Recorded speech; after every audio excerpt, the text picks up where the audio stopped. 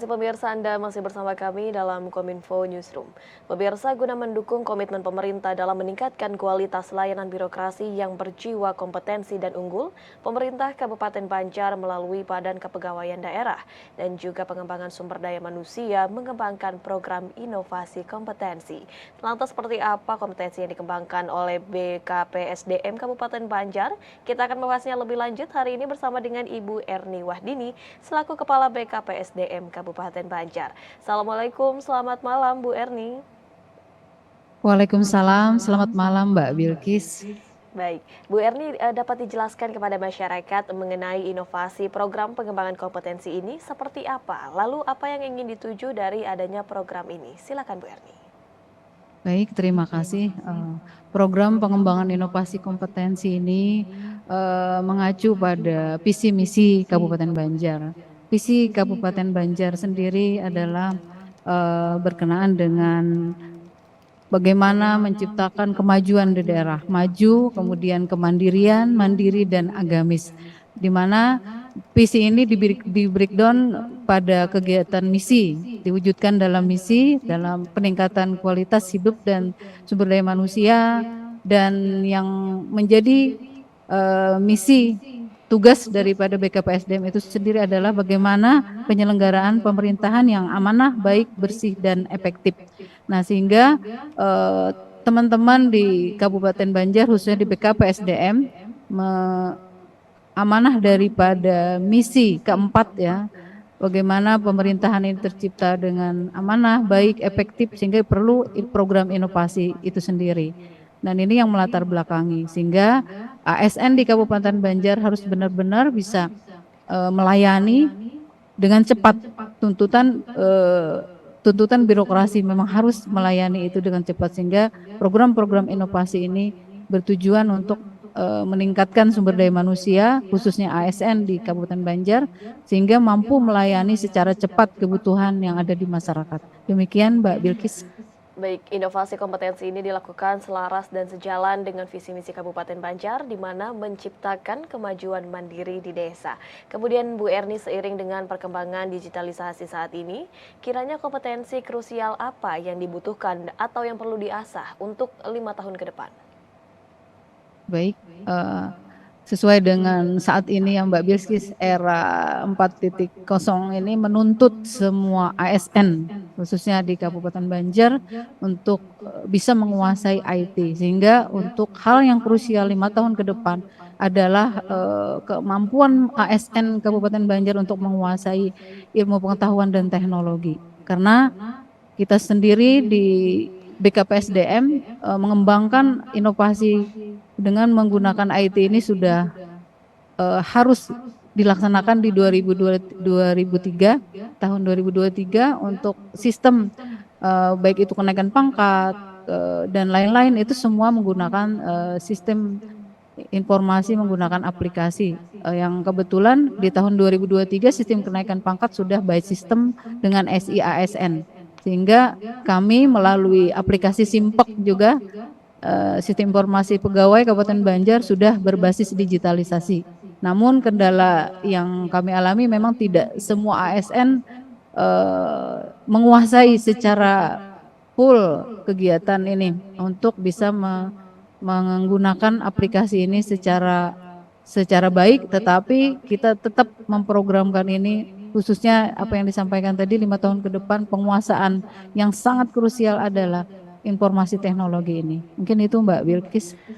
Baik, terdapat hambatan dalam dalam inovasi kompetensi ini, dan program ini apakah menyasar PNS, ASN atau tenaga PPK yang ada di Kabupaten Banjar, dan dari halangan-halangan yang telah disebutkan sebelumnya, apakah faktor utamanya seperti apa dan bagaimana untuk cara menanganinya kemudian, Bu?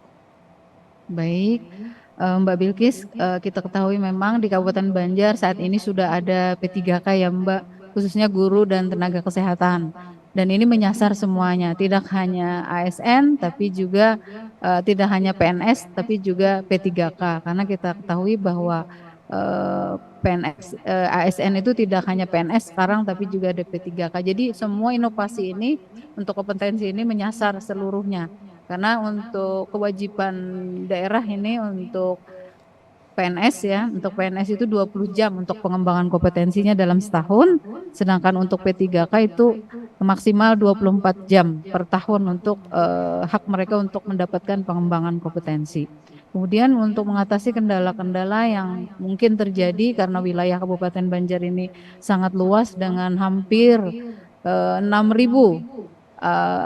PNS dan ASN yang sudah masuk di dalam simpek kita, maka ini juga merupakan tantangan yang cukup berat bagi kami karena tidak semua terlayani untuk secara digital ya, tetapi juga masih ada memang ada daerah-daerah yang masih blank spot, tetapi alhamdulillah Kominfo sudah hadir di tahun 2022 dan alhamdulillah 2023 juga sudah mengatasi kendala-kendala blank spot ini. Arti kerjasama Kominfo dengan semua SKPD di Kabupaten Banjar ini sudah mengatasi hal-hal yang terkendala dengan jaringan-jaringan yang bermasalah, artinya tidak ada jaringan di daerah tersebut. Kita ketahui bahwa Kabupaten Banjar ini cukup luas, ada 20 kecamatan dengan 277 desa dan 13 kelurahan. Jadi ini yang menjadi kendala bagi kami. Tapi alhamdulillah dengan bantuan dan kolaborasi dari semua SKPD terkait, khususnya Kominfo yang terkendala dengan jaringan, kami alhamdulillah sudah bisa teratasi. Mungkin itu Mbak Bilkis. Baik, adanya halangan tersebut tidak mematahkan semangat para ASN maupun dengan para P3K juga begitu ya Bu, untuk terus bertransformasi digital untuk menyesuaikan zaman saat ini.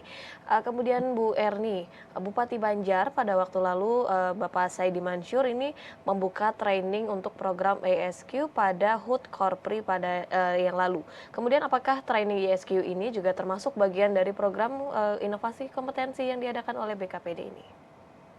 Baik, Mbak Bilkis, untuk pelaksanaan SQ kemarin memang bagian daripada pengembangan kompetensi khususnya pada kultural sosial, di mana seluruh ASN ini kita harapkan tidak hanya memiliki kecerdasan secara intelektual, tetapi juga memiliki kecerdasan secara spiritual, emosional, sehingga pada saat dia melaksanakan tugasnya, dia adalah PNS yang berintegritas, P3K yang berintegritas, dan bertanggung jawab terhadap tugasnya sebagai pelayan masyarakat, bukan orang yang minta layani masyarakat. Mungkin itu Mbak Bilkis. Baik, dalam pojok literasi pengembangan kompetensi atau Polibangkom, ada keterlibatan alumni untuk pelatihan dalam penyusunannya. Bagaimana kemudian alumni ini dipilih, berdasarkan apa indikatornya, dan apa saja materi yang kiranya akan diberikan oleh para alumni tersebut?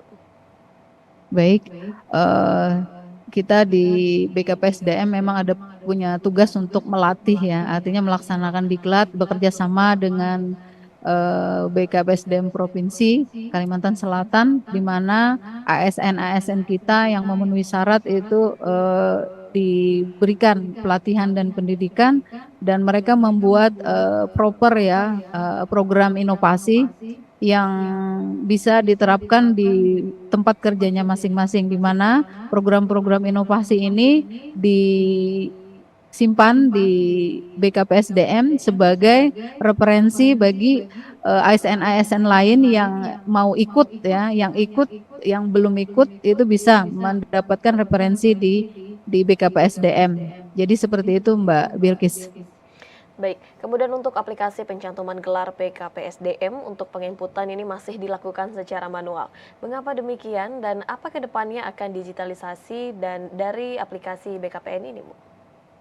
Baik, inovasi pegel ini sebenarnya, pencantuman gelar ini sebenarnya adalah solusi dari pelaksanaan yang sebelumnya manual, Mbak.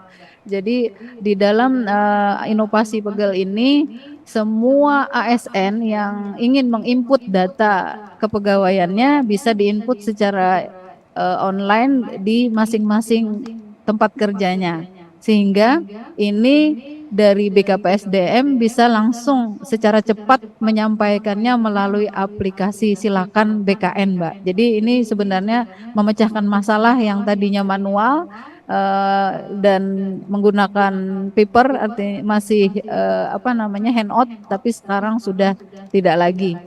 dengan aplikasi Pegel ini teman-teman di BKPSDM juga tidak lagi menumpuk kertas, tetapi sudah less paper, Mbak Bilkis, sebagaimana arahan dari Pak Presiden Jokowi untuk tidak lagi menggunakan manual gitu. Demikian Mbak Bilkis. Baik, aplikasi Pegel ini justru menjadi solusi untuk pencantuman kertas dan ini juga sebagai salah satu bentuk bukti untuk transformasi digital begitu ya Bu ya, mengurangi kertas Betul. dan lebih menggunakan aplikasi digital.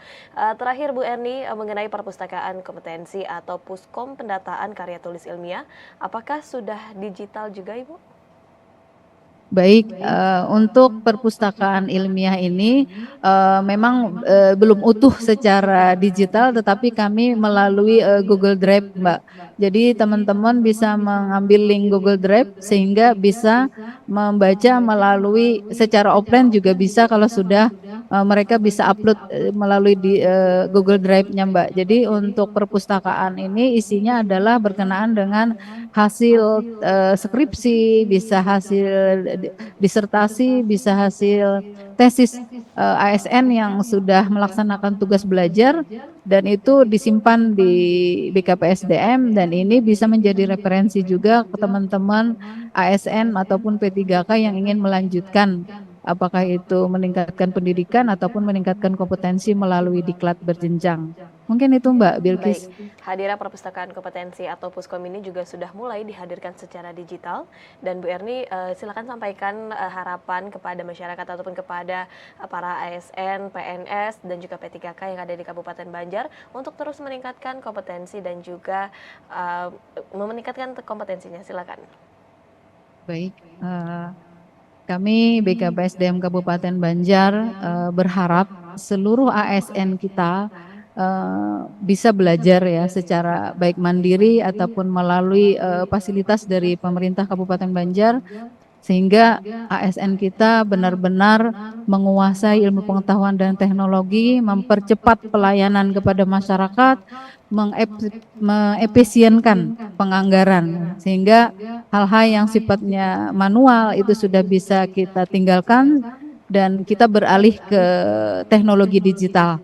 Dan kepada masyarakat juga diharapkan untuk bisa memberikan masukan kepada kami sebagai pelayan masyarakat agar kami bisa berbuat lebih baik lagi untuk menjadi ASN berkelas dunia. Demikian Mbak Bilkis. Baik, diharapkan sumber daya Pemkab Banjar mempercepat pelayanan masyarakat dengan penerapan teknologi dan dari masyarakat diharapkan untuk dapat memberikan masukan kepada para ASN, PNS maupun P3K untuk menjadi ASN yang lebih baik lagi. Terima kasih Ibu Erni Wahdini selaku Kepala BKPSDM Kabupaten Banjar yang telah bergabung bersama kami dengan tema program inovasi kompetensi tingkatkan mutu SDM Pemkab Kabupaten Banjar. Terima kasih sekali lagi Bu Erni, salam sehat selalu. Dan pemirsa, kami akan kembali dengan beragam informasi lainnya. Tetaplah bersama kami dalam Kominfo Newsroom.